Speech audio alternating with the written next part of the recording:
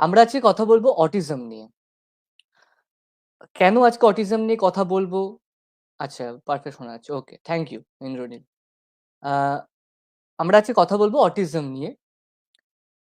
Autism নিয়ে আমরা কেন কথা বলবো আজকে আ সেটা আমরা ধীরে, ধীরে আমরা জানবো, আমরা সে বিষয়ে এগোবো।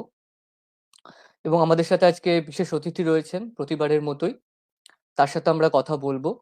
তার কাছ থেকে জানার চেষ্টা করব যে অটিজম কি? তার সিম্পটমস কি? কি কারণে অটিজম হতে পারে? এবং সর্বোপরি যেটা জানার চেষ্টা করব যে অটিজমের চিকিৎসা, এই অটিজম সাথে আমরা ডিল করব কি করে এবং তার চিকিৎসা কিভাবে করব সেই বিষয়ে। তার আগে যদি বলি যে ভারতবর্ষে ২০২১ এর একটা রিপোর্ট হিসেবে দেখা যাচ্ছে যে সেখানে প্রতি ৬৮ জন বাচ্চার মধ্যে একজনের অটিজমের দেখা যায় এবং রিসেন্ট যেই স্টাডি আমি দেখছিলাম আজকে সেটা হচ্ছে প্রতি ৩৬ জনে একজনের অটিজম দেখা যায় এবং এই অটিজমটা হচ্ছে ডেভেলপমেন্টাল ডিসঅর্ডারের মধ্যে ভারতবর্ষে ৩ নম্বরে রয়েছে। ডেভেলপমেন্টাল ডিসঅর্ডার যতগুলো রয়েছে তার মধ্যে ৩ নম্বরে এই অটিজম রয়েছে। ফলত আমরা বুঝতেই পারছি যে এই ডিসঅর্ডারটা নিয়ে কথা বলা, অটিজম নিয়ে কথা বলা কতটা জরুরি আজকে আমাদের কাছে। আ এবং আমাদের ভারতবর্ষের মতো দেশে দাঁড়িয়ে নানান রকম ফ্যাক্টর কাজ করে। আ সেখানে আমাদের মধ্যে আমাদের যেই অটিজম নিয়ে আমাদের যে ধরনের আমরা বলতে পারি মিথ রয়েছে, আমরা বলতে পারি আমাদের যে ধরনের আ জানার ত্রুটি রয়েছে, সেগুলো আমরা জানতে পারি। আমাদের ভারতবর্ষের মতো জায়গায় দাঁড়িয়ে এই অটিজম নিয়ে কথা বলাটা খুবই গুরুত্বপূর্ণ। তো আমি বেশি সময় নষ্ট করব না। আজকে আমি ইন্ট্রোডিউস করাবো আজকে আমাদের অতিথির সাথে। নমস্কার, আজকে নমস্কার। আমাদের সাথে রয়েছে পৌলমী শীল। পৌলমী শীল একজন স্পেশাল এডুকেটর এবং একজন সাইকোলজিস্ট। তো পৌলমীর সাথে আজকে আমরা কথা বলবো অটিজম নিয়ে। হুম, পৌলমী, আজকে অটিজম যেটা বললাম যে ডেভেলপমেন্টাল ডিসঅর্ডার এর মধ্যে হুম, ভারতবর্ষে ৩য় নম্বরে দাঁড়িয়েছে এবং ভারতবর্ষের মতো দেশে যেখানে আমাদের মধ্যে অটিজম নিয়ে অনেক ল্যাক অফ কমিউনিকেশন রয়েছে, ল্যাক অফ ইনফরমেশন রয়েছে এবং সেখানে আমাদের সঠিক এইসব কারণে আমরা হয়তো সঠিক চিকিৎসাটা পেরে উঠি না যেটা আমরা বাকি দেশগুলোতে আমরা পাই। হুম। তো প্রথম কথাই যেটা আমাদের কাছে খুব ক্লিয়ার নয় যে অটিজমটা কি এবং অটিজম কে আমরা বলছি অটিজম স্পেকট্রাম ডিসঅর্ডার। তো কেনই বা অটিজম স্পেকট্রাম ডিসঅর্ডার বলছি আর অটিজম বিষয়টা কি সেটা যদি তুই আমাদেরকে আমাদের যারা দর্শক রয়েছে তাদেরকে যদি প্রথমে বলিস। প্রথমেই বলতে চাইছি যে অটিজমটা সাধারণত একটা মানসিক বিকাশ জনিত একটা সমস্যা। আমার ভয়েস কি ক্লিয়ার আসছে? একবার ক্লিয়ার করে দে একদম, আমাকে। একদম, একদম, হ্যাঁ, একদম ক্লিয়ার আছে। মানসিক বিকাশজনিত একটা সমস্যা বা আমরা ইংলিশে বলতে পারি সেটাকে ডেভেলপমেন্টাল একটা বিহেভিয়ারাল সমস্যা। আ যেখানে তুই যেমন বললি যে ৩৬ জনের মধ্যে পার্সেন্টেজটা যে অটিজমের কেমন, কেমন কেসেস আসছে। তেমনই আ এইটা কিন্তু ছেলেদের ক্ষেত্রে মেয়েদের তুলনায় ছেলেদের ক্ষেত্রে অটিজমটা বেশি হয়, বেশি দেখা যায়। আর অটিজমটা মানুষের লাইফের বিভিন্ন পর্যায়ে, বিভিন্ন পর্বে কিন্তু একটা সমস্যার কারণ হয়ে দাঁড়ায়। এবার অটিজম নিয়ে আলোচনা করতে গেলে ৩ টে মেইনলি এরিয়ার কথা বলতে হয়। সেটা হচ্ছে ১ম এরিয়া হচ্ছে সামাজিক যোগাযোগের যেই জায়গাটা। সামাজিক যোগাযোগের জায়গা বলতে ধর আমি যদি কোনো বার্থডে পার্টিতে যাই বা সেখানে গিয়ে নিজেকে ইন্ট্রোডিউস করাই, কোনো নতুন বন্ধু করে তুলি, সেক্ষেত্রে যাদের অটিজম রয়েছে সেসব বাচ্চারা বা সেসব মানুষরা সেগুলো করতে অতটা বেশি সক্ষম বোধ করে না। কেন করে না? কারণ তাদের বডি ল্যাঙ্গুয়েজ এর দ্বারা, তাদের আই কনট্যাক্ট এর দ্বারা এই যে আমি এখানে ক্যামেরায় চেয়ে রয়েছি বা দর্শকদের দিকে তাকিয়ে কথা বলছি। আমি যদি এদিক ওদিকে দিয়ে তাকিয়ে কথা বলি, সেই যোগাযোগের কিন্তু একটা ব্যাঘাত ঘটছে।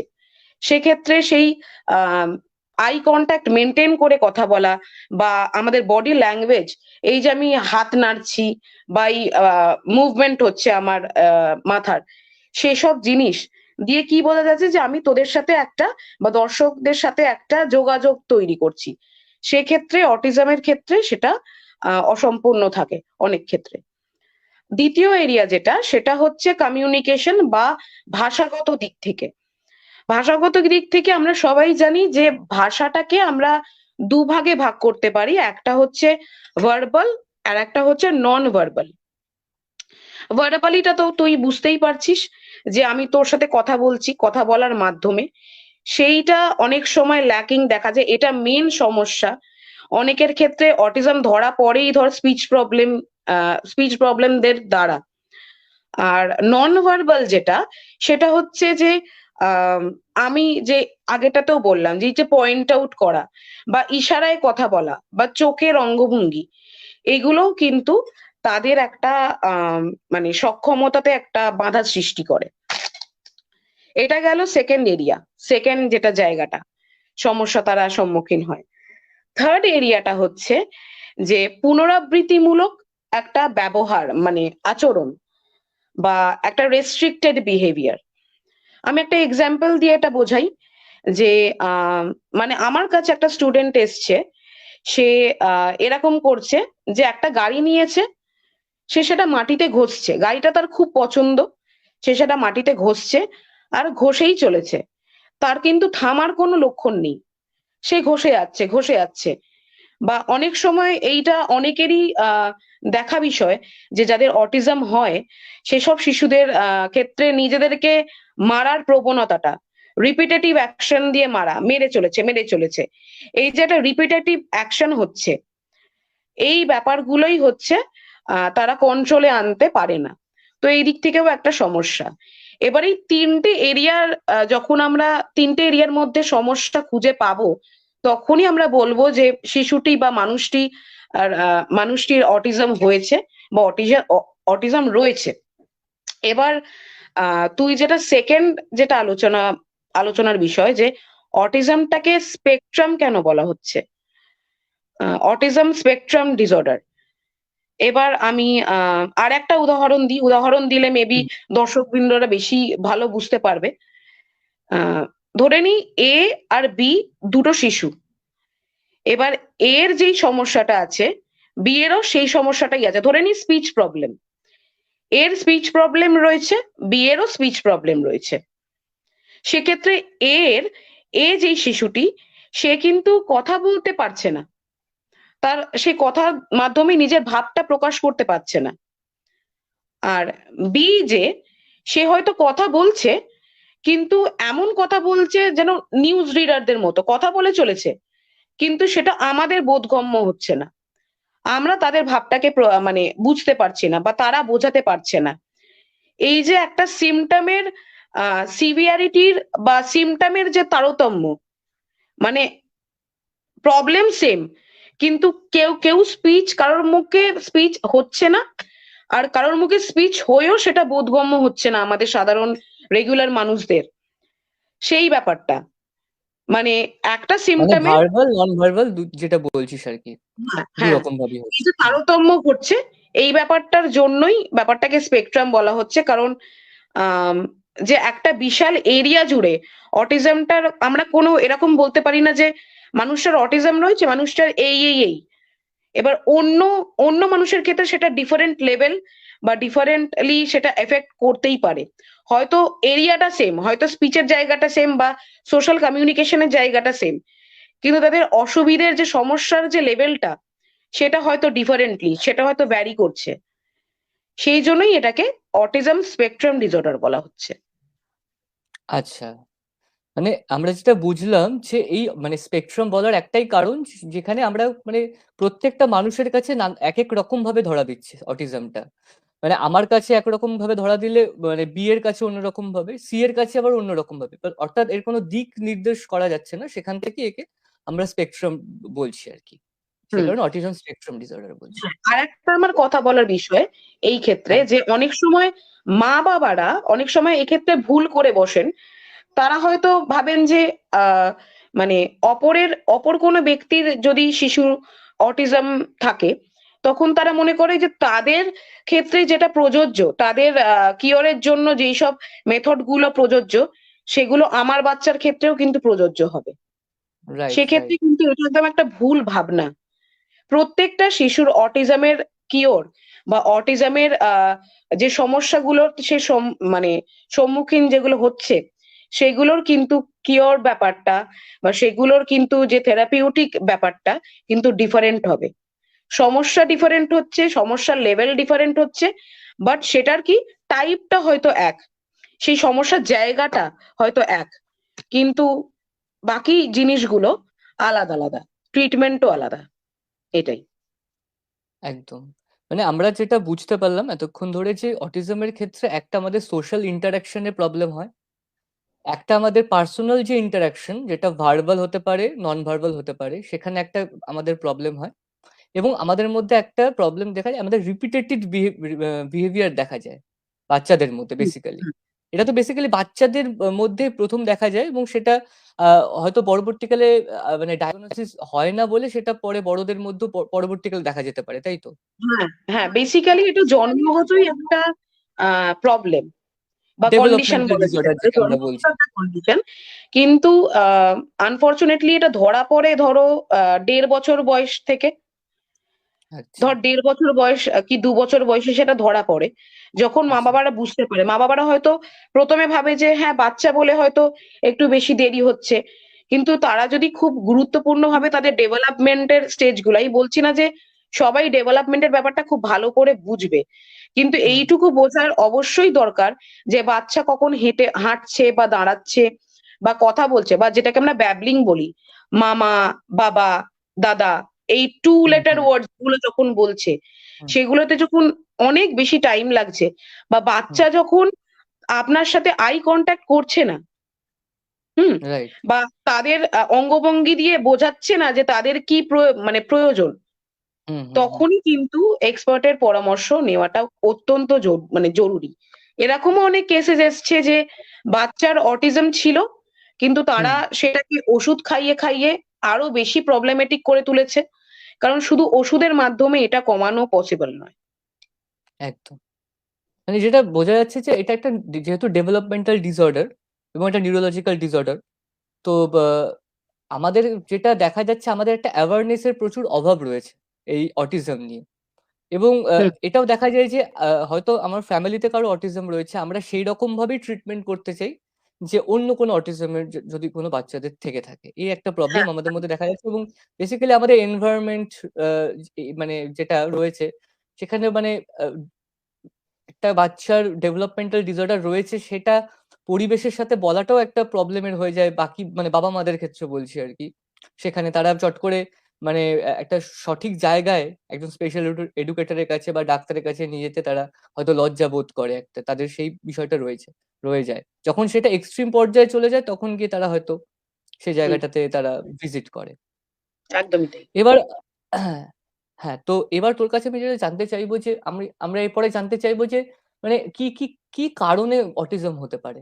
যেটা আমাদের সবার কাছে প্রশ্ন থাকে। কিন্তু তার আগে তোর কাছে যে আমার প্রশ্নটা থাকবে যে অটিজমের আরো তুই যদি বিশদে আমাদেরকে বলিস যে কি সাইন এবং সিম্পটমস দেখা যেতে পারে এই অটিজম, যাদের অটিজম হয়? মানে আমরা তো কিছুটা জানলাম তাদের একটা সোশ্যাল ইন্টারেকশন এর প্রবলেম হয়। তারপরে জানলাম তাদের ভার্বাল, নন ভার্বাল কমিউনিকেশন এর অসুবিধা হয়। তারপরে জানতে পারলাম যে তাদের একটা যেটা প্রবলেম হয়, মানে একটা যেটা কমিউনিকেশনের প্রবলেম হয় এবং তাদের একটা রিপিটেটিভ বিহেভিয়ার থাকে। এই ৩ টে হুম। বিষয় আমরা জানতে পারলাম। কিন্তু ডিটেইলস এ তুই যদি বলিস যে কি প্রবলেম হতে পারে? মানে আর কি সাইন অ্যান্ড সিম্পটমস দেখা যেতে পারে? সরি। তো এটা হুম। তুই যদি বিশদে বলিস আমাদেরকে।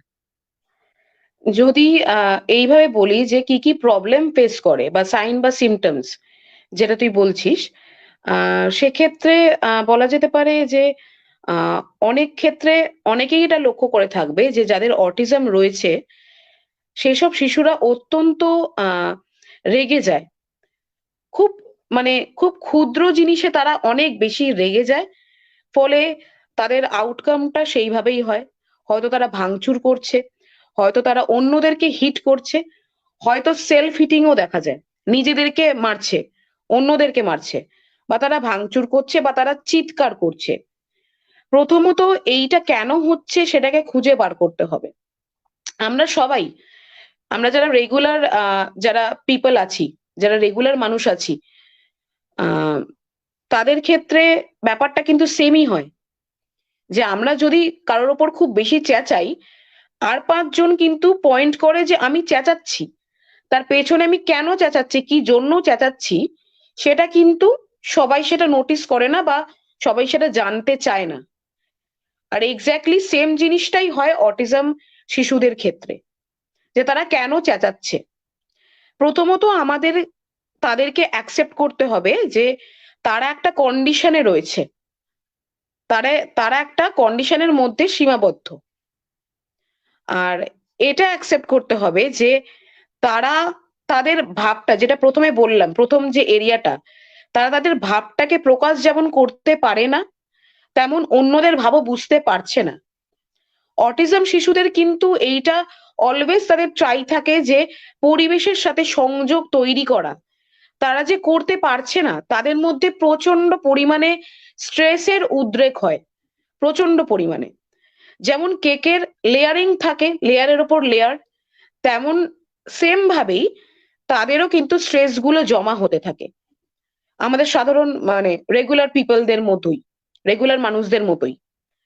এবার সেটা যখন একসাথে জমতে জমতে সেটা যখন আউটবার্স্ট হয়, তখনই তারা হয়তো ম্যাসিভ কিছু করে ফেললো, হয়তো অন্যদেরকে হিট করে ফেললো। কিন্তু সেই কারণটা আমাদের জানতে হবে। কারণটা বেসিক্যালি এটাই যে তাদের একটা কংক্রিট ভাবনা থাকে, তাদের নয়তো ব্ল্যাক বা হোয়াইট, এই দুটো এই দুটো দিক দিক থাকে, তারা মাঝামাঝি কিছু ভাবতে পারে না। নয় পৃথিবীটা ভালো, নয় পৃথিবীটা খারাপ। এবার সেই পৃথিবীর সাথে আমি সংযোগ করতে পারছি না, আমি আমার মাকে বা বাবাকে সেই সমস্যাটা তুলে ধরতে পারছি না, আমি নিজের ভাব প্রকাশ করতে পারছি না যে আমার এই জিনিসটা চাই, বা তোমার ওই কথাতে আমার কিন্তু খুব কষ্ট হয়েছে, তবেই তারা সেই চেঁচামেচিটা করছে। আর মা বাবাদের কাছে আমার সবসময়ের এটাই একটা বার্তা, যেমন রেগুলার পিপলদের মা বাবারাও আগে সেটা অনেক কম দেখা যায়, এখনকার প্যারেন্টিং নিয়ে অনেক বেশি লোকে অ্যাওয়্যার। তো সেম ভাবেই যেন অটিজম যাদের রয়েছে তাদের মা বাবারাও যেন তাদের নিয়ে ভাবে, তাদের কোথায় অসুবিধে হচ্ছে যদি একটু লক্ষ্য করা যায়, যদি একটু গুরুত্ব দেওয়া যায় যে তাদের কোথায় প্রবলেম হচ্ছে, সেক্ষেত্রে তাদের এই বিহেভিয়ার গুলো কিন্তু অনেক ক্ষেত্রে কম হতে পারে। এটা গেল আচরণের দিক থেকে যে বিহেভিয়ারটা হয়। সেকেন্ড হচ্ছে যে যেটা প্রচুর পরিমাণে, যেটা মেনলি দেখা যায় যে সেন্সারি প্রসেসিং এ প্রবলেম, সেন্সারি প্রসেসিং এ প্রচন্ড বেশি প্রবলেম হয়। আমাদের সেন্সেস কেমন করে কাজ করে, আমরা যা আমাদের যা অনুভূতি, সেগুলো আমাদের স্নায়ু দিয়ে সেগুলো আমাদের ব্রেনে যায়, ব্রেনে সেগুলো কি হয়, ইন্টারপ্রেট হয়, ইন্টারপ্রেট হয়ে আমরা বুঝতে পারি যে এই সেন্স গুলো কি ধরনের সেন্স, তবে আমরা সেটার ওপর রিয়াক্ট করছি। এই যে পুরো ফুল প্রসেসিংটায় অটিজম যাদের রয়েছে সেসব শিশুদের অনেক বেশি সমস্যা হয়। এবার আমরা সবাই জানি যে আমাদের 5টা সেন্সেস কাজ করে, চক্ষু, কর্ণ, নাসিকা, জিহ্বা, ত্বক, যেটা আমরা ছোটবেলা থেকে বইয়েতেও পড়েছি বা আমরা বুঝতেও পারছি। চোখ কি, প্রথমেই আমি চোখ দিয়েই শুরু করি, কারণ আমরা যা দেখছি সেটার ওপর আমাদের মেন যে রিয়াকশনটা ভ্যারি করে, যে আমরা কিছু ভালো জিনিস দেখলে আমরা হ্যাপি হয়ে যাই, কিছু খারাপ জিনিস দেখলে আমরা স্যাড হয়ে যাই বা চোখ বন্ধ করে ফেলি। অটিজম শিশুদের ক্ষেত্রেও সেম। এবার আমি আসি যে গন্ধ যে আমরা নিই, নাকের সাহায্যে যে আমরা গন্ধ নিই, আমরা একটা বডি স্প্রে বা পারফিউম লাগালে আমাদের খুব ভালো ফিল হয়, সুন্দর একটা গন্ধ আমাদের নাকে যায়। কিন্তু এক্ষেত্রে অটিজমের ক্ষেত্রে একটা এক্সাম্পল আমি দিই। আমার একটা স্টুডেন্টের সাথে সংযোগ হচ্ছিল, যখন আমি তার ক্লাস নিচ্ছিলাম। তার আগের মোমেন্টটা একটু বলি, যে একটা ক্লে, যেই ক্লে দিয়ে মানুষেরা খেলে, বাচ্চারা যেসব এখন ক্লে অ্যাক্টিভিটিস গুলো করে, সেই সমস্ত ক্লে একটা বাক্সতে ছিল। এবার ক্লেটা যেহেতু পুরনো হয়েছে, সেটাই খুব একটা উগ্র আর বাজে গন্ধ, যেটা আমাদের রেগুলার পিপলদের বাজেই লাগবে, বাজে গন্ধ হওয়ার দরুন আমরা সেটাকে ডিসাইড করি যে ক্লাসের একটা কোণেতে রেখে দেবো, যেখানে ক্লাস আমরা নিচ্ছি একটা কোণেতে রাখবো, যেখানে সেই শিশুটি যেতে পারবে না বা তার চোখে পড়বে না। এবার শিশুটির সাথে আমি একটা বলের ক্যাচ থ্রো, মানে মানে বল খেলছিলাম, হুম সেই হুম হুম। বলটা আনফরচুনেটলি গিয়ে পড়ে সেই রকম জায়গায় যেখানে ক্লেটা ছিল। আচ্ছা। আর সেই বলটাকে না তুলে আমি তাকে ইশারা করে বলি যে বলটাকে গিয়ে আনো, সে সেই বলটা না তুলে সে সেই ক্লের কৌটোটা নিয়ে ঢাকনাটা যথারীতি খোলে। তো তারা তো খুবই কিউরিয়াস হয়, হুম, হুম, সবকিছুই, মানে বাচ্চা মানেই কিউরিয়াস, খুবই হুম, খুবই কৌতূহলী। তারা এবার সহজাতই সেটা গন্ধটা নিচ্ছে, হুম, কিন্তু সেই গন্ধটা কন্টিনিউয়াসলি নিয়েই চলেছে। এখানেও তার কিন্তু একটা রিপিটেটিভ অ্যাকশন হচ্ছে। repetitive behavior, হুম, হ্যাঁ, রিপিটেটিভ বিহেভিয়ারটা হচ্ছে। হুম, হুম, প্লাস সেই একটা জোরালো বাজে গন্ধটা সে কিন্তু নিচ্ছে, যেটা হুম, আমরা সহ্য করতে পারছি না। রাইট, এর দ্বারা আমরা কি বুঝছি, যে তাদের আহ নাকের দরুন যেই সেন্সটা আমরা পাচ্ছি, সেখানে হুম, কোনো সমস্যা তাদের হচ্ছে। হুম, চোখের বিষয়টা বললাম, নাকের বিষয়টা হুম, বললাম। এবার হচ্ছে স্বাদ। হুম, হুম, স্বাদটা খুবই ইম্পর্টেন্ট। হুম, হুম, আমরা একটা ভালো খাবার খেলে আমাদের অবশ্যই ভালো লাগে। হুম, হুম, আমরা কোনটা খেতে হয়, কোনটা খেতে হুম, হয় না, দুটোই আমরা বুঝি। কিন্তু সেক্ষেত্রে যাদের অটিজম রয়েছে, তারা কিন্তু সেটা অনেক ক্ষেত্রেই বোঝে না। এবার অনেকেরই প্রশ্ন থাকবে যে বাচ্চাদের তো একটা স্টেজে তো এরকম হয় যে বাচ্চারা মুখে তুলে তুলে জিনিস নিয়ে নেয় একদম ছোট্ট বয়সে। হুম, একটা স্টেজ এরকম যায় যে বাচ্চারা হুম, যা দেখছে সেটা খাবার না হলেও সেটাকে মুখে দিয়ে হুম, দিচ্ছে। কিন্তু বড় বয়সে কি সেটা আমাদের রিপিট হয়? রিপিট হয় না। হুম, বড় বয়সে সেটা আমরা বুঝতে শিখি যে কোনটা আমাদের খাওয়া উচিত, কোনটা আমাদের খাওয়া উচিত নয়। সেক্ষেত্রে আহ অটিজম যাদের রয়েছে, সেসব শিশুরা কিন্তু সেটাকে অনেক ক্ষেত্রে বোঝে না। তারা রাইট, হয়তো একটা পিসবোর্ড যেটা আমরাকে বলি, যেটা আমরা কেটে ক্রাফটের কাজ করি, হুম, সেটাকেও কিন্তু চিবিয়ে চিবিয়ে সেটার স্বাদটাও নিচ্ছে। তাদের রাইট, এটা বোধগম্য হয় না যে সেটা খাবার জিনিস নয়। সেক্ষেত্রে একটা প্রবলেম হয়। তিনটের কথা আমি বললাম। একটা হচ্ছে চোখ, নাক দিয়ে যেরকম ঘ্রাণ নিই আমরা, আর স্বাদ, হুম, যেটা আমরা হুম, জিভের দরুন নিই। এবার হুম, মেইন যেই দুটো পার্টে প্রবলেম হয়, সেটা হচ্ছে হুম, শোনা, হিয়ারিং এর একটা হুম, প্রবলেম হয়। হিয়ারিং এর সেন্সের একটা প্রবলেম হয়, সরি হিয়ারিং এ নয়, সেন্সের, সেটাকে সেন্স করতে প্রবলেম হয়। আর কি, ওকে, এই যে টাচেতে প্রবলেম হয়, ট্যাকটাইল ওকে, প্রবলেম। এবার হিয়ারিং এর প্রবলেমটা যদি আমি বিস্তারিত ভাবে বলি, যে হুম, আহ, এটাও আমি একটা এক্সাম্পল দিয়ে বলছি, যে এই যে আমি ক্ল্যাপ করছি, এইটা আমাদের কানে কতটা জোরে যাচ্ছে? তুই আমাকে বল, রিজু বল, যে আমাদের কতটা হ্যাঁ, জোরে যাচ্ছে? একটা মিনিমাম যতটা আমার কানে মানে একটা খুব মিনিমাম রেঞ্জে আসছে। হুম। এটা কি আমাদের কোনো কষ্ট হচ্ছে? মানে আমাদের কি খুব না, না, বিরক্ত লাগছে বা রাগ রাগ হচ্ছে এটাতে? না, না। অটিজম শিশুদের কিন্তু সেটা হতেও পারে। আচ্ছা। তাদের যদি অডিটরি সেন্সরি প্রবলেম থাকে, তাহলে হুম, সেটা কিন্তু হতেও পারে। এ বিষয়ে দুটো জিনিস খাটে। একটা হচ্ছে হাইপার সেনসিটিভিটি, একটা হচ্ছে হাইপো সেনসিটিভিটি। এই যে হাইপার সেনসিটিভিটি, এই যে তালি মারছি আমি, ক্ল্যাপ করছি, হুম, এইটা হচ্ছে একটা হাইপার সেনসিটিভিটির একটা খুবই সিম্পল একটা উদাহরণ। এই যে আচ্ছা। আমাদের কিছু মনে হচ্ছে না, হুম, হুম, অটিজম শিশুদের কিন্তু সেক্ষেত্রে মনে, মানে তাদের যদি প্রবলেম থাকে, হুম। সেক্ষেত্রে কিন্তু তাদের খুবই সমস্যা হবে। সমস্যা হবে। তাদের রাগ হতে পারে, হুম, তারা অদ্ভুত আচরণ করতে পারে, যেমন কানে হাত দেওয়া। অনেক শিশু এরকম দেখেছি, মানে নেটে সার্চ করলেও এটা পাওয়া যাবে, কানে হাত দিয়ে আছে। হুম, অটিজমের হুম, শিশুদের কানে হাত দেওয়া। হুম, হুম, কেন কানে হাত দেওয়া? কারণ সেন্সরি প্রবলেমের জন্য। তাদের এই হুম। তালিটাই তাদের কাছে প্রচন্ড বেশি একটা শব্দের একটা উৎস বলে মনে হচ্ছে। অনেক ক্ষেত্রে দেখা যায় যে সোশ্যাল মানে যেটা সিচুয়েশনে, আমাদের কাছে খুব নরমাল মনে হচ্ছে তালিটা, সেটা ওদের কাছে হয়তো প্রচন্ড রকমভাবে একটা মানে বেশি জোরে আওয়াজ আসছে। হ্যাঁ। হুম, সেক্ষেত্রে তারা সেই সিচুয়েশন থেকে পালিয়েও যেতে পারে। আচ্ছা, তারা বলেও পালাতে পারে বা না বলেও পালিয়ে যেতে পারে। এরকম অনেক ক্ষেত্রেই দেখা গেছে যে আচ্ছা, শিশুটার শব্দ সহ্য হচ্ছে না, সে পালিয়ে গেল, এই ব্যাপারটা।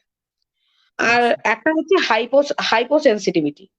সেটা শোনার ক্ষেত্রে কি, যেটা বলেছিলাম যে একটা শিশুর চাকাটাকে ঘষে চলেছে, সেটা তো শোঁ হুম, শোঁ করে প্রচন্ড বেশি আওয়াজ হচ্ছে।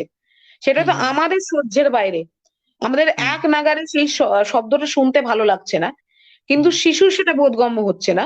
শিশুটা ওটাকে বেশ এনজয় করছে। বেশ হুম, ভালোভাবেই নিচ্ছে।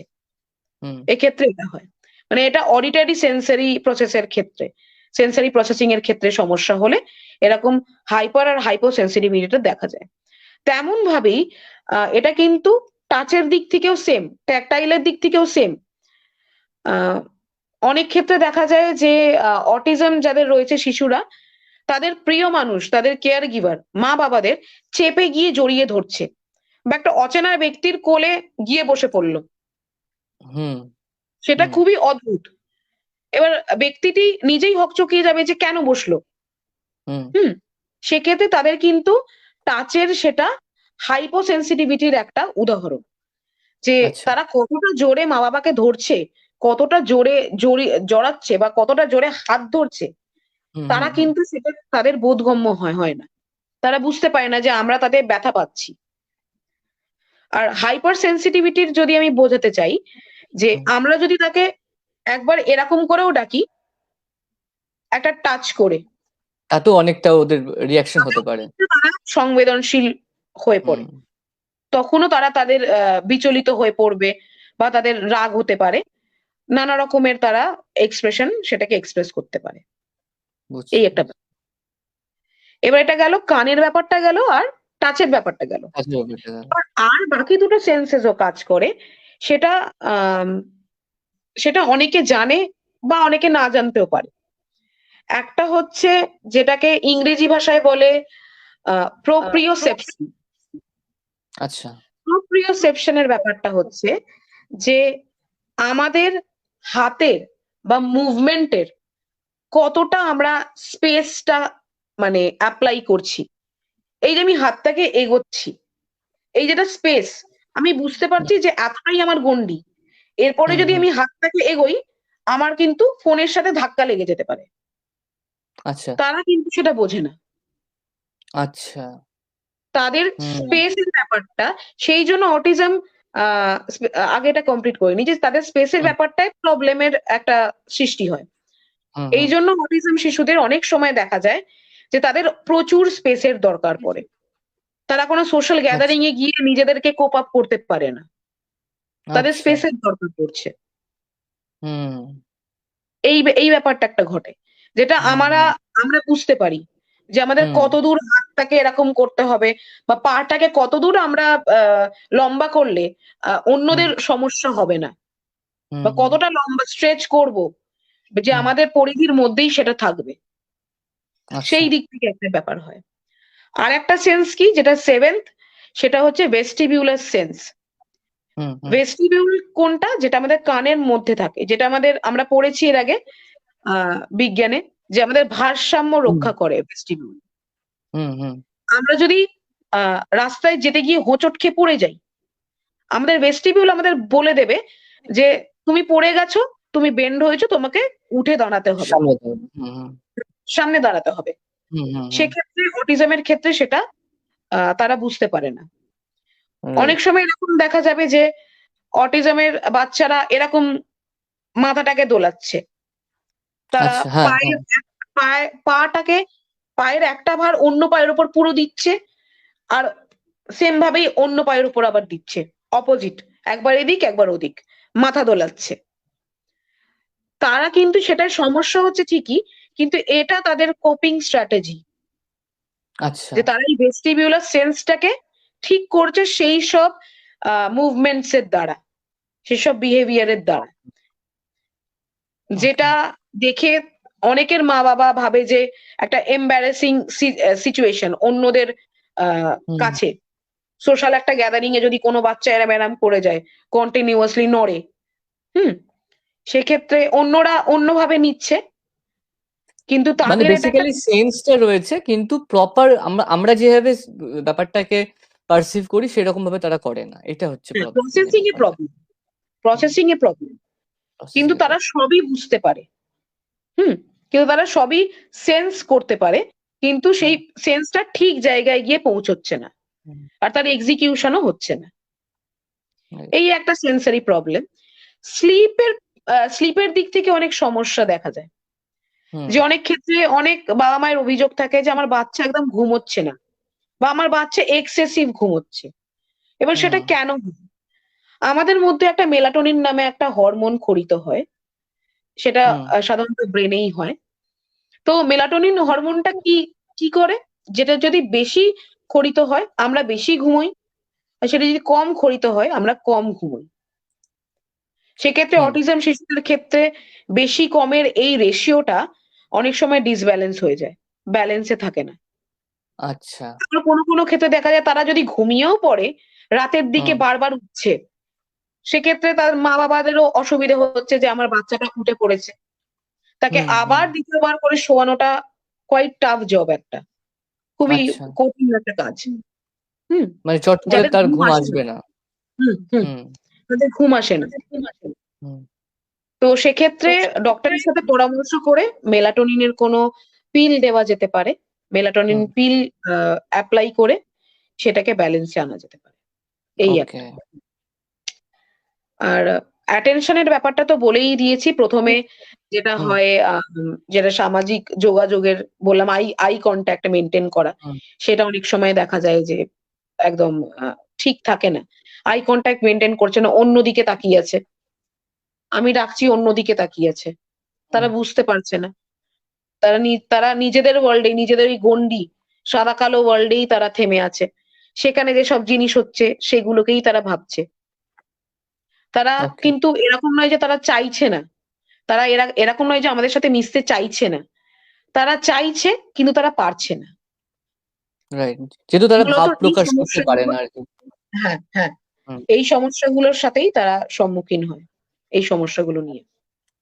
মেইনলি এই সিম্পটমস গুলো দেখা যেতে পারে। হুম, হুম, হুম। তো অনেক, অনেক ধন্যবাদ পৌলমীকে এতটা ডিটেইলস এ আমাদেরকে বোঝানোর জন্য বিষয়টা। মানে এই বিষয়গুলো আমাদের কাছে এতটা ডিটেইলস এ বোধগম্য ছিল না। আমাদের কাছে খালি যে ছবিটা ছিল অটিজম নিয়ে সেটা মানে সোশ্যাল ইন্টারেকশন এ প্রবলেম হয়। তাদের একটা রিপিটেটিভ বিহেভিয়ার হয়। তারা কখনো অ্যাঙ্গার ইস্যু হয় তাদের প্রচন্ড। তাদের ঘুমের ইস্যু হয়। এইগুলো একটা খাপছাড়া ভাবে আমাদের একটা ধারণা ছিল। বাট অনেকটা ধন্যবাদ পৌলমীকে এতটা ডিটেইলস আমাদেরকে বোঝানোর জন্য। তো যেটা আমরা বুঝতে পারলাম যে তাদের একটা মেইন তাদের ভাব প্রকাশে তাদের প্রবলেম হয়। তাদের সেন্সেস এ প্রবলেম হয়। তাদের একটা ঘুমের তারতম্য ঘটে। এই বিষয়গুলো মেইন অটিজমের সাইনস অ্যান্ড সিম্পটমস বলে আমরা বলতে পারি এগুলোকে। সেন্সের প্রসেসিং এ প্রবলেম হয়। সেন্সর প্রসেসিং এর প্রবলেম হয়। হুম, হুম। এবং এবারে এর সাথে আমি যে প্রশ্নটা তোর কাছে জানতে চাইবো তার আগে আমি ২ টো প্রশ্ন আমাদের রয়েছে সেটা আমি তোকে করতে চাই। তারপরে আমরা মানে তোকে প্রশ্নটা করব যে কি কারণ মানে কি কারণে অটিজম হতে পারে? কি কারণে আচ্ছা, আচ্ছা। দেখা যেতে হুম, পারে? তো তার আগে আমি ২ টো প্রশ্ন জাস্ট নিয়ে নিচ্ছি। আ হুম, হুম। ১ মিনিট তোকেও দেখাবে। হ্যাঁ, দাঁড়া। আ প্রার্থনা শীল সেন প্রশ্ন করেছে যে, মায়ের anxiety থাকলে বাচ্চারা কি কোনোভাবে অটিস্টিক হতে পারে? এটা একটা প্রশ্ন রয়েছে এবং তার সাথেই উনি প্রশ্ন করেছেন একটা সেটা হচ্ছে ১ মিনিট। আ যে প্রেগন্যান্সিতে কি প্রিকশনস নেওয়া দরকার যাতে বেবি অটিজম থেকে সেফ থাকে? তো এই আচ্ছা। দুটো প্রশ্ন মানে কি কারণে হতে পারে আ আমরা সেখানে ঢুকবো বলেই আমি দুটো প্রশ্ন নিলাম। আ যেহেতু আমার মনে হলো হয়তো রিলেটেড হতে পারে যে anxiety থাকলে কি বাচ্চাদের কোনোভাবে অটিস্টিক হতে পারে সেটা। তো তুই এটা এখনো উত্তর দিতে পারিস বা আমাদের কি কারণে হতে পারে সেটা বলার পর এটার উত্তর দিতে পারিস। তো সেটা তোর হাতে। বাট এবার হুম, তোর কাছে জানতে চাইবো যে কি কারণে মানে অটিজম হতে পারে বাচ্চাদের মধ্যে? কারণ আমরা আমি একটু বলে দিই কারণ আমরা জানি যে এটা ডেভেলপমেন্টাল ডিসঅর্ডার। অর্থাৎ আমরা বুঝতে পারছি ডেভেলপমেন্টে বা নিউরোলজিক্যাল কোনো প্রবলেমের সাথে এই অটিজমটা অনেকটা যুক্ত। কিন্তু ডিটেইলস এ তোর কাছে জানতে চাইছি যে কি কারণে অটিজম হতে পারে? হ্যাঁ। আ তো বেসিক্যালি আমরা ১ম এই জানি যে একটা ডেভেলপমেন্টাল ডিসঅর্ডার যেমন তুই এটা বললি। এবার যেই দুটো প্রশ্ন আমার কাছে এসছে, মানে আমি যা বলব তার মধ্যেই এই উত্তরটা আছে। তো একসাথেই বলি যে বেসিক্যালি আ কি হয় আমাদের ব্রেনের ব্রেন এফেক্ট হচ্ছে বলেই ব্যাপারটা অটিজমটা আসছে। এটা একটা জেনেটিক জিনিস। এটা একটা জিনগত জিনিস। আর হয়তো মা-বাবার ফ্যামিলিতে কারোর অটিজম থাকলে সেটা আসতে পারে। এবার যেই প্রশ্নটা এসছে যে anxiety থেকে কি অটিজম হতে পারে?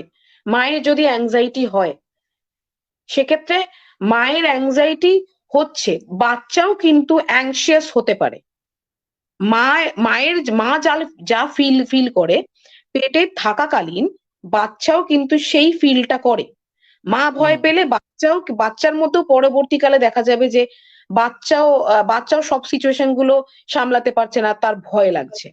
মা যদি ভয় পায়, সেক্ষেত্রে যদি ব্রেনের কোনো সমস্যা না থাকে বাচ্চা যদি ব্রেন এফেক্ট না করে, তাহলে অটিজম হয় না। অ্যাংজাইটির কারণে, মায়ের অ্যাংজাইটির কারণে বাচ্চার অটিজম হয় না। ওকে। এইটা একটা একটা এটা একটা গেল যে জেনেটিক রিজনের জন্য।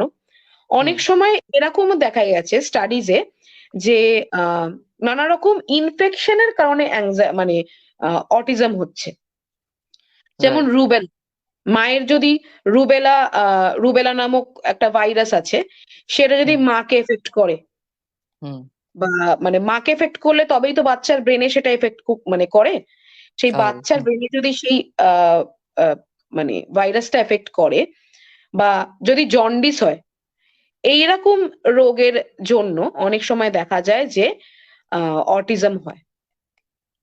আর সেকেন্ড প্রশ্নটা কি এসেছিল একবার পর? একটা তো অ্যাংজাইটি।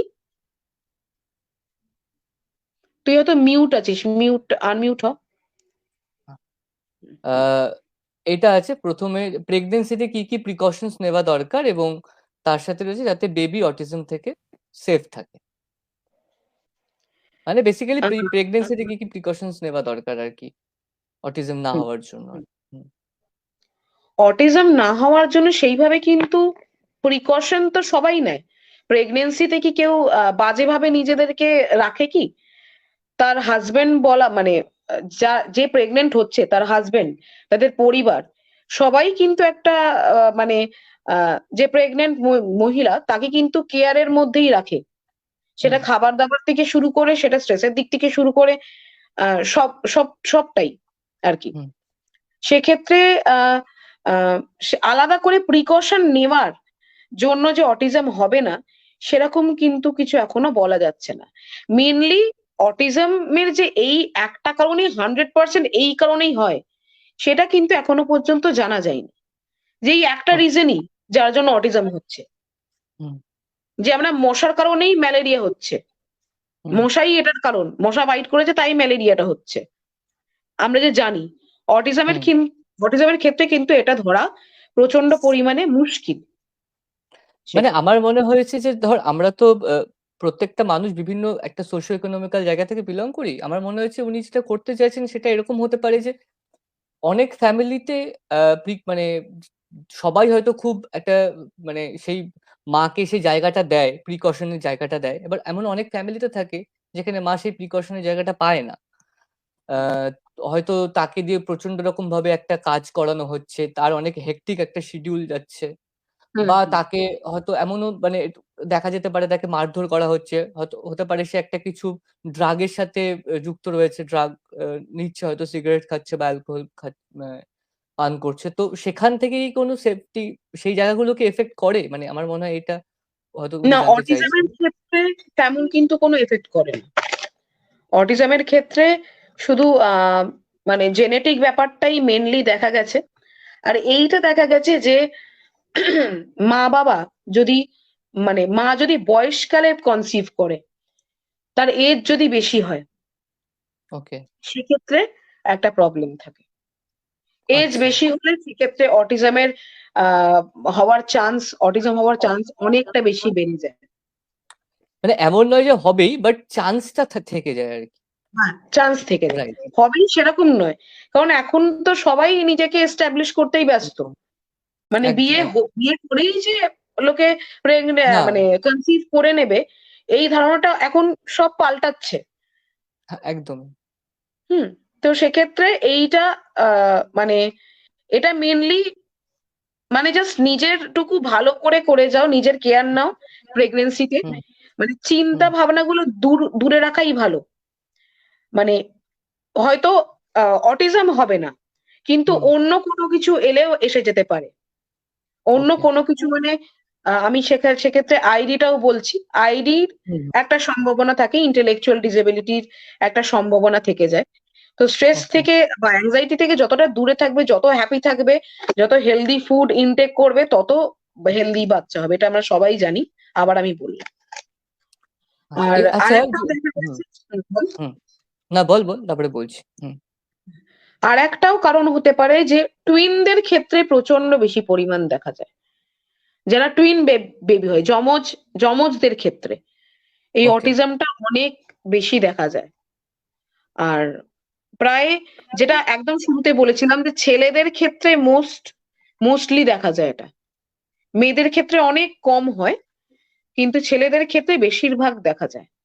আমি বলছি না যে মানে আমি মেয়েদের এক হয় জায়গায় না। দেখছিলাম যে 3:1 রেশিওতে একটা থাকে, যে ছেলেদের 3 আর মেয়েদের 1, এই রেশিওতে আমি দেখছিলাম এক জায়গায় থাকে। বাট এটার কোনো মানে কোনো ভ্যালিড রিজন নেই যে কেন না, ছেলেদেরই বেশি হয়। এটা কোনো 100% রিজন নেই যে ছেলেদেরই কেন হবে বা কেন এটা হয়, হুম, এটার হুম, কোনো হুম। মানে 100% কারণ নেই। আর এটা কি প্রিন্যাটাল স্টেজেই দেখা যেত, মানে আমরা বুঝতে পারি প্রিন্যাটাল স্টেজে কি এটা কখনো বোঝা সম্ভব, মানে মায়ের কোনো প্রবলেম হচ্ছে কি না, সেখান থেকে বাচ্চার এই প্রবলেমটা হতে পারে, মানে না, এটা সেটা বেসিক্যালি তো তার জেনেটিক বিহেভিয়ারের প্রবলেম, মধ্যেই সম্ভব। এটা সেটা তার একমাত্র বিহেভিয়ারের, বিহেভিয়ার। হ্যাঁ, সেটা ওকে, প্রায় ওকে। মানে বুঝতে বুঝতে, আমাদের সাধারণ ব্যক্তিদের বুঝতে বুঝতে সেটা 1.5-2 বছর লেগে যায়। লেগে যায়। আচ্ছা। বাচ্চা যখন তার মানে 1-1.5 বছর খুব মাইনিউটলি মানে দেখলে অনেক ক্ষেত্রে হয়তো বাচ্চাটার কিছু হয়নি, হয়তো বাচ্চাটা নিজের মুডে নেই, অন্য অন্য আচরণ করেছে। তো খুব যারা কনসিয়াস অ্যাবাউট দেয়ার চাইল্ড, তারা ডক্টরের কনসালটেশন নিচ্ছে। আমার মনে হয় এটাই ভালো। যত কম স্টেজে ধরা পড়বে তত তাড়াতাড়ি তার কিওর ব্যাপারটা হবে। অটিজম তো আচ্ছা। এইরকম নয় যে একদম নির্মূল হয়ে গেল। এটা হুম। একটা কন্ডিশন, এই কন্ডিশনের মধ্যেই সারা জীবন থাকতে হবে। কিন্তু যাতে ডেইলি লিভিং এ যাতে কোনো প্রবলেম না হয়, সেই হিসেবে তাদেরকে ট্রিটমেন্ট দিতে হবে, রাইট। যাতে তারা ইন্ডিপেন্ডেন্টলি লাইফটাকে লিড করতে পারে। মানে আমরা যেটা বুঝতে পারলাম যে এটা বেসিক্যালি একটা জেনেটিক প্রবলেম, একটা জেনেটিক্যালি এই বিষয়টা আমাদের মধ্যে আসে, ফলত আমাদের কোনো হাত থাকে না এর মধ্যে যে মানে এটা করলে অটিজম হবে, এটা না করলে অটিজম হবে না, এটা বেসিক্যালি আমাদের হাতে থাকে না, বা মাদের হাতে বা ফ্যামিলি বা এনভায়রনমেন্টের হাতে সেটা থাকে না। হ্যাঁ, বাট আমাদেরকে কোপ করতে হবে যে মানে যদি হয় কখনো, তাহলে আমরা কিভাবে কোপ করতে পারবো, আমরা সেটা কিভাবে ডিল করতে পারবো, সেটাই আমাদের মেইন প্রায়োরিটি হওয়া উচিত। তো এখান থেকে একদম। তোর কাছে আমি জানতে চাইবো যে একটা তো খুব বড় রকম জায়গা থেকে যাচ্ছে, সেটা হচ্ছে একটা সোশ্যাল সাপোর্ট, একটা স্পেশাল সাপোর্টের। সেটা বাবা মাদের সাপোর্টটা যতটা দরকার, সেরকম ভাবেই কোনো একজন যদি ট্রেইনড কোনো মানুষের কাছে যদি সেই সাপোর্টটা পাওয়া যায়, যে এই বিষয়টা সম্পর্কে জানে, যে বাচ্চার প্রত্যেকটা অ্যাক্টিভিটি, তার প্রত্যেকটা মানে কার্যকলাপ সম্পর্কে সে বুঝতে পারবে এবং সেই মতো তার উপর কাজ করতে পারবে। এটা তো আমার মনে হয় খুব বড় একটা জায়গা থেকে থাকে এখানে, অটিজমের হ্যাঁ, এবং ক্ষেত্রে। মানে একদমই তাই। মানে আমরা যদি আহ বুঝতে পারি যে বাচ্চাটার আচরণের দিক থেকে অনেক অন্যরকম আচরণ করছে, যদি না তাকাচ্ছে, বাচ্চাটাকে বাড়িতে না রেখে অবশ্যই এক্সপার্টদের কাছে নিয়ে এসো। একদম। যত এবারে ধর আমি বাড়িতে রাখবে হুম, তত প্রবলেমস গুলো বাড়তে থাকবে, তত সমস্যাগুলো বাড়তে থাকবে। রাইট। এবারে দুটো জায়গা আমার কাছে তোর কাছে প্রশ্ন করার আছে যে অটিজমের ক্ষেত্রে ওষুধ কিভাবে কাজ করে, হ্যাঁ, আর কোনো থেরাপি বা এই সোশ্যাল সাপোর্ট গুলো কিভাবে কাজ করে, দুটোর ক্লাসিফিকেশন আমার মনে হয় আমাদের বোঝানো খুব দরকার। কিন্তু আমি এরকম অনেক মানুষকে দেখেছি যারা শুধুমাত্র ওষুধে ডিপেন্ডেন্ট, তাদের কাছে কোনো মানে সাপোর্টের বা থেরাপির জায়গা নেই। আবার এরকম মানে এই জায়গাটা আমি খুব বেশি রকম ভাবে দেখেছি, সেখান থেকে তোকে জিজ্ঞেস করছি, শুধু ওষুধে কি কাজ করে? যদি করে বা তাহলে ওষুধগুলো কিভাবে কাজ করে, যদি আমাদেরকে একটু সংক্ষিপ্ত ভাবে তুই বলিস। ওষুধ মানে আমরা যেরকম থেরাপি দিয়ে দিয়ে থাকি, তাদের আচরণগত, যেটা আমি দুটো মেন যেটা বললাম, যে আচরণের দিক থেকে আর একটা সেন্সারির দিক থেকে যেই প্রবলেম গুলো হয়, হুম, সেই সমস্ত দিক থেকে অকুপেশনাল থেরাপি, আমি ট্রিটমেন্টের জায়গাটাতেও যাচ্ছি এখন, যে হুম, হুম, অকুপেশনাল থেরাপি একটা মেন রোল নেয়। হুম, অকুপেশনাল থেরাপি হচ্ছে যে এমন একটা থেরাপি যেটা করালে অটিজম বাচ্চারা নিজেদের লাইফ লিড করতে অনেক মানে সুবিধে বোধ করবে। তারা নিজেদের কাজগুলো নিজেরাই করে ফেলবে। নানা রকমের হতে পারে প্রবলেম, যেমন fine motor, gross motor. Fine motor লেখালেখির, পেনের গ্রিপিং, যেটা ছোট ছোট দানা ধরা, সেই সেই ব্যাপারটা, বা ঢাকনা খোলা, এই যে ওষুধের, এই যে জলের বোতলের ঢাকনা খুলছি আঙুল দিয়ে, this is hmm, fine fine motor activity. আচ্ছা। আর এই যে একটা বোতল তুলছি, এই যে এই ব্যাপারটা, এটা gross motor. Motor function, sensory function সবকিছু কিওর করতে পারে একমাত্র হচ্ছে অকুপেশনাল থেরাপি। এটা তুই যদি একটু বলিস এই দুটো, এই জায়গাটায় তুই যদি একটু বলিস যে এই এই বিষয়টা, এই ফাইন মোটর এবং গ্রস মোটরের বিষয়টা কিভাবে কাজ করে, এটা যদি একটু আমাদেরকে জানাস। বা মানে এটা আমি ঠিক বুঝতে পারলাম না হয়তো, যে এটা কিভাবে কাজ করে, যে এই বিষয়টা, এই যে যেটা বললি ফাইন মোটর এবং গ্রস মোটরের মানে বিষয়টা। আমরা দৈনন্দিন জীবনে তো অনেকগুলো আমরা কাজ করি। ধর আমাদের বাস ধরতে হবে, আমরা দৌড়চ্ছি, তাড়াতাড়ি দৌড়চ্ছি, বা কোনো ভারী জিনিস তুলছি। তোমার হেল্পের জন্য তো চারজন সবসময় থাকবে না। সারা জীবন কি আমাদের হেল্পের জন্য চারজন থাকবে যে একটা ভারী জিনিস আমাকে তুলে এনে দেবে? সেই তুলে এনে দেওয়াটা, সেটা গ্রস মোটরে পড়ছে, কারণ পুরো আমার হাতের স্ট্রেংথটা সেখানে যাচ্ছে। হুম, হুম, ফাইন মোটর, আমরা জামার বোতাম লাগাচ্ছি। হুম, আমার মা আমাকে ছোটবেলায় জামার বোতাম লাগিয়ে দিত। বড়বেলা থেকে আমি নিজেই তো ইন্ডিপেন্ডেন্টলি ব্যাপারটা করছি, নিজে হুম, শিখেছি তারপর করছি। তাতে হুম, আমাদের রেগুলার পিপলদের কোনো সমস্যা হচ্ছে না। হুম, কিন্তু অটিজমের ক্ষেত্রে সেটা সমস্যা হয় বলেই এই ট্রেনিং আচ্ছা। গুলো দেওয়া হয়, যাতে তারা ইন্ডিপেন্ডেন্টলি লাইফটাকে লিড করতে পারেন। তাদের নিজেদের বোতাম লাগানো থেকে শুরু করে, ব্রাশিং থেকে শুরু করে, চুল আঁচড়ানো থেকে শুরু করে, সব যাতে নিজেরা করতে পারে যেহেতু সেই সেটার জায়গাটা জন্য তাদের অসুবিধা তৈরি হয় আর কি, সেখান থেকে আর কি এটাকে আমরা অকুপেশনাল থেরাপি বলছি আর কি। অকুপেশনাল থেরাপির মাধ্যমে এইসব জায়গাগুলো মাধ্যমে করছি, সরি। আমরা হ্যাঁ, ঠিক করতে পারি। ওকে। হ্যাঁ, তারপরে আর আর কি ধরনের থেরাপি জায়গায় থাকতে পারে, যদি বলিস। আর একটা থেরাপি হচ্ছে আচরণগত, যেটা বললাম যে ভাব প্রকাশ করতে পারে না বা ভার্বালি বিহেভিয়ার। কমিউনিকেট করতে পারছে না, নন নন ভার্বালিও পারছে না, সেক্ষেত্রে এবিএ থেরাপি, এটা প্রচন্ড নোন একটা থেরাপি। এবিএ হুম, থেরাপি, এবিএ থেরাপি কি, যে অ্যাপ্লাইড বিহেভিয়ার অ্যানালিসিস। হুম, অ্যাপ্লাইড বিহেভিয়ার অ্যানালিসিস, আমরা যারা সাইকোলজি নিয়ে পড়েছি, আমরা বিএফ স্কিনারকে সবাই জানি, যে অ্যানালিস্ট ছিলেন, বিহেভিয়ার অ্যানালিস্ট। তিনি হুম, কিন্তু অ্যাপ্লাইড বিহেভিয়ারটাকে প্রথম এনেছিলেন, পায়োনিয়ার বলা যেতে হুম, পারে। হুম, হুম, আমি সেদিকে যাচ্ছি না। আমি হুম, এবিএ থেরাপিটা শর্টে বলছি যে এটা কিভাবে কাজ করে। ABA right. থেরাপি, এই যে আমি তোকে একটা এক্সাম্পল দিলাম, জলের বোতলের ঢাকা খোলা। হুম, হুম, এটা একটা আমার কাজ, ঠিক আছে? আমরা আগে একটা শিশুকে হুম, নির্ধারণ করব তার স্ট্রেংথ আর উইকনেস গুলো কি কি, সে কি কি পারছে, সে কি কি পারছে না, আর তার দৈনন্দিন জীবনে তার কি কি শেখা উচিত। এবার যেই জিনিসগুলো শেখা দরকার, সেই হিসেবে একটা গোল সেট করা, কতগুলো গোল নেওয়া। গোল মানে কি, এক একটা কাজ নেওয়া। ধরি আমি কোনো শিশুকে শেখাবো যে বোতল খুলে কি করে জল খেতে হয়, এইটা একটা গোল, এইটা একটা কাজ। এটা একটা টাস্ক। তো এটাকে যে শেখাবো, সেটা আমরা কিভাবে শেখাবো? শিশুটি ধরে নিতে পারে না, আমরা একটা এই টাস্কটাকে ভেঙে নেব অনেকগুলো ভাগে, ছোট ছোট টুকরো টুকরো ভাগে। কেমন করে ভাঙবো? আমি জলের বোতলটা ধরলাম, শিশুটিকে জলের বোতলটা ধরা শেখাবো। ডান হাত দিয়ে এই ছিপিটাকে ঘোরানো শেখাবো। এটা সব স্টেপ ওয়াইজ যাচ্ছে। আমি একদিনেই শিখিয়ে দেবো না যে ধরা, খোলা, খাওয়া, একদিনেই এটা আমি শেখাবো না। স্টেপ ওয়াইজ একটা একটা একটা কাজকে আমরা ভাগ করে নিচ্ছি। আর মেনলি এটা যেটার উপর বেস করে হয়, সেটা হচ্ছে পজিটিভ রিইনফোর্সমেন্ট। পজিটিভ রিইনফোর্সমেন্ট খুবই বেশি জরুরি। পজিটিভ রিইনফোর্সমেন্ট কি, আমরা যদি কোনো ভালো কাজ করি, ধর আমি স্পোর্টসে ভালো, কোন একটা রানিং একটা কোনো অ্যাক্টিভিটিতে আমি ফার্স্ট প্রাইজ পেয়েছি, সবাই হাততালি দিচ্ছে, এটা কিন্তু একটা পজিটিভ রিইনফোর্সমেন্ট, আমাকে মোটিভেট করছে। এই স্টেপ ওয়াইজ মোটিভেশনের মাধ্যমেই, এটা শুধু হাততালি নয়, এটা কোনো মেডেলও হতে পারে, যে আমি একটা মেডেল পেলাম, আমার কি ইচ্ছে হবে আমি নেক্সট স্টেপে আরো বেশি ভালো ভালো করব। হুম, এই এই ব্যাপারটা। এটা কোনো খাবার জিনিসও হতে পারে। ছোট ছোট বাচ্চাদের অনেক সময় বলা হয় যে তুমি এটা নিয়ে এসো, তোমাকে একটা ললিপপ দেবো, তোমার পছন্দেরটা, তোমার হুম পছন্দের ললিপপ দেবো, তোমার পছন্দের চকলেটটা দেবো। সেইভাবেই পজিটিভ রিইনফোর্সমেন্টের ট্যানজিবল নন ট্যানজিবল মানে খাবার জিনিসও হতে পারে।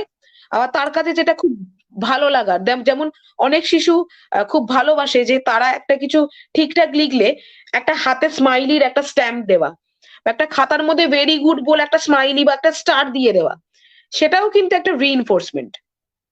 এই জায়গাটা পজিটিভ রিইনফোর্সমেন্টের দ্বারা প্রত্যেকটা টাস্ককে, আমরা যেসব টাস্ক তার জন্য একটা পার্টিকুলার শিশুর জন্য সিলেক্ট করেছি, যে সেগুলো তাদের দৈনন্দিন জীবনে খুব বেশি জরুরি, সেইগুলোকে আমরা প্রথমে একটা একটা টাস্ক নেব, সেগুলোকে ভাঙবো, সেগুলো ভেঙে তাকে একটা একটা টাস্ক শেখাবো, প্লাস পজিটিভ রিইনফোর্সমেন্টের দ্বারা সেগুলোকে অ্যাচিভ করাবো।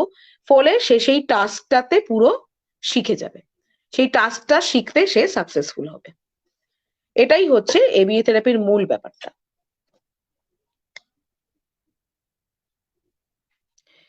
এবার এবিএ থেরাপিতে এইটাও একটা আছে যে আমরা আহ সেই টাস্কটা যে আমরা সিকুয়েন্সিয়ালি সাজাচ্ছি, শেপিং দিচ্ছি, শেপ দিচ্ছি জিনিসটাকে, যে একটা সিকুয়েন্সিয়ালি সাজানো। আমরা অনেক সময় দেখেছি পেপার রিংস, পেপারের মধ্যে দিয়ে রিং রিং তৈরি করে ঘরের মানে ডেকোরেশন করি আমরা। সেটা কি একটা গোলের মধ্যে দিয়ে আর একটা কানেক্টেড থাকে, সেই হুম সেম ভাবে আমরা এগুলোকেও কানেক্টেড রেখে রেখে পজিটিভ রিইনফোর্সমেন্ট দিয়ে দিয়ে শেখাই। পরে সেই বাচ্চাটা সেটাতে সেই টাস্কটাকে অ্যাচিভ করে, ফলে লাস্ট মোমেন্টে গিয়েও আমরা সেটা রিইনফোর্সমেন্ট দিয়ে থাকি। ওকে এটাই মানে সাধারণত হয়। অনেক সময় ব্যাকওয়ার্ড চেনিং হয়, যে আমরা যেই শিশুটা প্রথম ফরওয়ার্ড চেনিং দিয়ে, মানে ফরওয়ার্ড চেনিং মানে এই যে বোতলটা ধরলাম, খুললাম, এটা যদি কোনো শিশু না পারে, সে যদি সক্ষম না হয়, আমরা তাকে ব্যাক দিয়ে শেখাবো। প্রথমে জলটা খেলাম, এটা রাখলাম, তারপর ছিপিটা তুললাম, তারপর ছিপিটা আটকালাম, পেছন দিক দিয়ে শেখাবো। ওকে যদি সামনের দিক দিয়ে তার প্রবলেম হয়, আমরা পেছন দিক দিয়ে শেখাতে শেখাতে পুরো টাস্কটাকেই সেইভাবেই শেখাবো তাকে। আবার অনেক এক্ষেত্রে একটা ব্যাপার আছে কি, অনেক প্যারেন্টরা ভাবে যে আহ, যে এই একটা সহজ টাস্ক মানে এতদিন কেন লাগছে। হ্যাঁ, তারা হুম পেশেন্স তাদের থাকে না, কিন্তু এক্ষেত্রে পেশেন্স থাকতে হবেই। খুব তাদের আগে জরুরি সেটা করতে হবে, খুব জরুরি যে পেশেন্স থাকা। হুম যেমন একজন আমি স্পেশাল এডুকেটর বলেই বলছি না, যেমন আমাদের পেশেন্স রাখতে হয়, যে বাচ্চাটা মানে মানে করবে, তাদের মোটিভেশন দিয়ে গেলে তারা অবশ্যই করবে। একটা পজিটিভ মনোভাব রাখা, যে তারা হুম পারবেই। তবেই তো বাচ্চাটা বুঝতে পারবে যে আমার টিচারের আমার উপর কতটা বিশ্বাস, তাহলে আমি জিনিসটাকে করি। মা সঠিক বাবারও মানে কতটা বিশ্বাস পেশেন্স রাখতে হবে। রাখতে হবে এবং সঠিক প্রসেসে তাকে নিয়ে যেতে হ্যাঁ, হবে হ্যাঁ, হ্যাঁ। যে যেটা পারে। আবার উচ্চাকাঙ্ক্ষা হলেও বেশি চলবে না।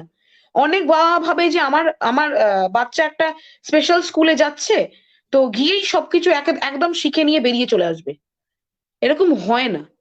আমরা নিজেদের স্কুলে কত বছর কাটিয়েছি, অনেকগুলো বছর কাটিয়েছি। পুরো একটা ক্লাস থেকে আর একটা ক্লাস যেতে 1 বছর লেগেছে। হুম হুম তাহলে সেক্ষেত্রে এরা যারা যারা অটিজম শিশু, তাদের তো আরো বেশি লাগার কথা। সেখানে তাদের সংযোগের ব্যাপারটা পুরো ব্যবধান একটা তৈরি হয়েছে। সংযোগ তারা 100% করতে পারছে না, তারা যেটা চাইছে করতে পারছে না, তারা যেটা চাইছে বলতে পারছে না। হুম সেক্ষেত্রে তো পেশেন্স বা মানে পেশেন্স আর বিশ্বাস, এইটুকু তাদেরকে দিতে হবে বা রাখতেই হবে। right. এই একটা কথা। আর হ্যাঁ, মানে যে স্পেশাল হ্যাঁ এডুকেশনটাই আমি ভুলে গেছি, যে স্পেশাল এডুকেশনটাও মেনলি প্রয়োজন, যেসব বাবা মা মনে করে যে তাদের বাচ্চাকে সমানভাবে শিক্ষিত করবে। অনেকের হুম হয় কি যে আহ মানে অটিজম আছে, কিন্তু সেটা কম লেভেলে আছে, মাইল্ডে আছে, মানে এফেক্ট কম করেছে। সেসব হুম শিশুরাও কিন্তু 91% পর্যন্ত রেগুলার শিশুদের মতো পড়াশোনা করতে পারে। সেই জন্য তাদের গাইডেন্সের প্রয়োজন, সেই জন্য তাদের মেনলি পড়াশোনা যে স্পেশাল এডুকেটর যারা আছে তাদের সাথে পরামর্শ করার বেশি প্রয়োজন। তার সাথে সাথে অকুপেশনাল থেরাপির প্রয়োজন, স্পিচ থেরাপির প্রয়োজন। স্পিচে যাদের প্রবলেম আছে স্পিচ থেরাপির অবশ্যই ভাবে প্রয়োজন। এই সবকিছু মিলিয়েই কিন্তু শিশুর অগ্রগতি ঘটবে যাদের অটিজম আছে, রাইট। এই ব্যাপারটা। মানে আমরা খুব ডিটেলসে বুঝতে পারলাম যে আমাদের একটা অকুপেশনাল থেরাপির মাধ্যমে, যেটা তুই বললি গ্রস মোটর ফাইন মোটর এই মুভমেন্টের বিষয়টা, তারপর প্লাস এবিএ থেরাপির সেন্সরি কথা ইস্যুস গুলো ঠিক হয়, সেন্সরি হ্যাঁ, যেই সব ইস্যু মানে ইস্যুস সেগুলো কিন্তু যেটা ঠিক আমরা হয়। সমস্যায় তখন পড়লাম, আমার সাইন্স অ্যান্ড সিমটমস এ দেখলাম যেটা যে ধরনের আমাদের সেন্সরি ইস্যুস হতে পারে, সেখানে প্রবলেমটা সলভ হবে এই এই বিষয়টা এবং আমরা যেটা আরেকটা এবিএ থেরাপির কথা আমরা জানলাম, হুম সেখানে কিভাবে আমরা ডিটেলসে এবং একটা প্রসেস ওয়াইজ আমরা এগোলে একটা বাচ্চা যার অটিজম রয়েছে তাকে আমরা হুম হয়তো তার পুরোপুরি কিওর একদমই সম্ভব নয়, কিন্তু কতটা আমরা সেই মানে পার্সেন্টেজ ওয়াইজ আমরা কতটা সেই দিকে তাকে কিওরের জায়গায় নিয়ে যেতে পারি, সেটা কিন্তু সম্ভব এবং স্পেশাল এডুকেশনের মাধ্যমে সেটা সম্ভব এবং একটা সঠিক প্রসেসে। এবং সব থেকে বড় কথা যেটা তুইও বললি যে একটা আমাদের পেশেন্স রাখাটা খুব দরকার, মানে চট করে আজকে শিখে যাব, মানে 2 বছর পড়ার পর 3 বছরে আমার বাচ্চার প্রবলেমটা হয়তো কিওর হয়ে যাবে, সেটা যেন না ভাবা হয়। হ্যাঁ এবং যেটা আরেকটা যে সাপোর্টের কথা গিয়ে তুই বললি যে তাদের মোটিভেশন, তাদেরকে জন্য তাদের রিনফোর্সমেন্টের জন্য তাদেরকে মানে সবসময় তাদের মোটিভেট করে যাওয়া আর কি, যেন সেই জায়গায় বাচ্চা ওই বিষয়টা অ্যাচিভ করতে পারে, আর মূলত একটাও এই আমার বিষয়টা। পয়েন্ট বলার, আর একটাও হুম। খুব একটা পয়েন্ট, যে অনেক বাবা মা আছেন যারা খুব বেশি ফিল করেন যে তাদের সাপোর্টের প্রয়োজন, ফলে তারা তাদেরকে প্যাম্পার করে খুব এক্সেসিভ মাত্রায়। খুব এক্সেসিভ মাত্রায় কিন্তু প্যাম্পারিং একদমই চলবে না। তারা যেগুলো শিখতে চায় সেগুলোতে সেগুলো তো আমরা শেখাই, স্টেপ ওয়াইজ শেখাই। সেই শেখার ক্ষেত্রে কিন্তু অনেক বাধা সৃষ্টি হয়। তারা অনেক, আমাদের বাঙালি ভাষায় যেটা বলে, তারা গোয়ার তৈরি হয়। আমি সবেতেই আমার বাচ্চা যা চাইছে, আমার বাচ্চা যেহেতু স্পেশাল নিড আছে আমার বাচ্চার, আমি সবই দিয়ে দিলাম। বাচ্চা হয়তো সে নন ভার্বালি কমিউনিকেট করতে পারে, দেখা যায় যে চিপস খাবো, আমি তাকে চিপস দিয়ে দিলাম। আর একটা পয়েন্ট আমি বলতে ভুলে গেছি, যেটা হচ্ছে ডায়েট। ডায়েট ইজ মানে ডায়েট একদমই অনেক বেশি important. Diet, proper diet follow করা। প্রপার ডায়েট বলতে গ্লুটেন ফ্রি, মিল্ক ফ্রি, অনেকে বলে ক্যাসিন ফ্রি, অনেকে যারা পেডিয়াট্রিশিয়ান আছে তারা আরো বেশি ভালো এই নিয়ে বলতে পারবে ডায়েট কেমন আমরা ফলো করব। ক্যাজিন ফ্রি বলে, যে মিল্ক প্রোডাক্টস গুলো। আর কি, আর সুগার ফ্রি। এই তিনটে প্রোডাক্ট যদি বন্ধ করা যায়, আমি যে বললাম 91% ওই শেখানোর ক্ষেত্রে ওটা প্রচন্ড পরিমাণে সাপোর্ট করে। ডায়েটের ওপরটা কিন্তু অনেক বেশি ইম্পর্টেন্ট, ডায়েটটা ফলো করা, ডায়েটের ওপরে অনেক বেশি ডিপেন্ডেন্ট এদের কি কি বলবো এগিয়ে যাওয়ার প্রসেসটা। ডায়েটে যদি উল্টো পাল্টা খাবার আসতে থাকে, তারা কিন্তু ওয়েট পুটিং করে, তার ফলে তাদের ক্ষেত্রে ফিজিক্যাল যে অ্যাক্টিভিটি গুলো করা অত্যন্ত সেটা সমস্যাজনক হয়। আর প্লাস তারা বিচলিতও বেশি থাকে, তাদের স্ট্রেস লেভেলটাকে কমানো যায় না, তারা হুম। খুব হাইপার অ্যাক্টিভ হয়। মানে এরকমের কোনো এরকম মানে সুগার ফ্রি বা আহ, কি কি বলবো গ্লুটেন ফ্রি খাবার খেলেই যে হাইপার অ্যাক্টিভনেসটা কমে যাবে এরকম কোনো থিওরি নেই। কিন্তু এরকম দেখা গেছে যে এইগুলোকে কন্ট্রোলে রাখলে কিন্তু তাদের সিমটম গুলো কন্ট্রোলে থাকছে। এই জন্য মানে এটা খাবার তো দাবার দেওয়ার পক্ষেও খুবই চুজি হতে হতে হবে বাচ্চার একদম বাচ্চার ক্ষেত্রে। বাচ্চা যা চাইছে তাই তাকে দেওয়া যাবে না। একদম মানে যে এটাই। দুটো দুটো কথা তুই বললি যে প্যাম্পারিং এর কথা, যে এটা তো যে আমরা যে কোনো মানুষের ক্ষেত্রে এক্সেসিভ প্যাম্পারিং তো একদমই মানে সেটা ঠিক জায়গায় হুম। নিয়ে যায় না আমাদেরকে, সেটা এই ক্ষেত্রেও প্রযোজ্য। আর ডায়েটটা আমাদের প্রত্যেককেই একটা সঠিক ডায়েট ফলো করাটা খুব জরুরি, এক্ষেত্রেও সেটাই আর কি খুব একটা মানে জায়গাটা চলে আসে তাদের ক্ষেত্রে জরুরি, যেহেতু তাদের একটা স্পেশাল নিডস রয়েছে, তো তাদের ক্ষেত্রে বেশি মাত্রায় জরুরি আর কি। কারণ বেশি না মাত্রায়। হলে যে যে অ্যাক্টিভিটি গুলো তাদের দরকার সেগুলো তারা করতে পারবে না, তারা সঠিক মানে প্রসেসে করতে পারবে না, এই প্রবলেমটা তাদের দাঁড়াচ্ছে। হ্যাঁ হ্যাঁ, একদমই তাই। তো আমরা এখানে আমাদের ভিডিওটা এন্ড করব। তো তার আগে পৌলমীকে অনেক অনেক ধন্যবাদ এতটা সময় দেওয়ার জন্য। আমরা আপনাদের কোনো প্রশ্ন থেকে থাকলে আমরা পরবর্তী আলোচনাতে এটাকে কন্টিনিউ করব। অটিজম নিয়ে একদিনে একটা আলোচনাতে বিষয়টা শেষ হয়ে যায় না। এটা নিয়ে আমাদের প্রচুর আলোচনার দরকার আছে, এবং আমাদের মধ্যে অনেক সচেতনতা বৃদ্ধির দরকার রয়েছে। কারণ আমাদের মধ্যে সচেতনতা খুবই কম অটিজম নিয়ে, এবং যেটুকুন রয়েছে সেগুলো একটু ভাঙা ভাঙা রয়েছে। ফলত আমাদের প্রপার ওয়েতে সঠিক সচেতনতা খুব দরকার। তো আমরা অবশ্যই আমরা এই নিয়ে পরবর্তীতে আরো ভিডিও করব। তো পৌলমীকে আরো একবার ধন্যবাদ আজকে থাকার জন্য এতটা সময়। ধন্যবাদ যে আমাকে একটা কি বলবো, একটা মঞ্চ তৈরি করে দেওয়া, যে আমি এই অ্যাওয়ারনেসটাকে ছড়াই। আমি যতটুকু জানতাম, আমি আমি বলছি না যে আমি পুরোটা জেনে ফেলেছি, আমি হুম যতটুকু আমার এক্সপিরিয়েন্স থেকে মানে গেন করেছি, এক্সপিরিয়েন্স থেকে আমার হুম মতামত, আমি সেইটুকু শেয়ার করলাম।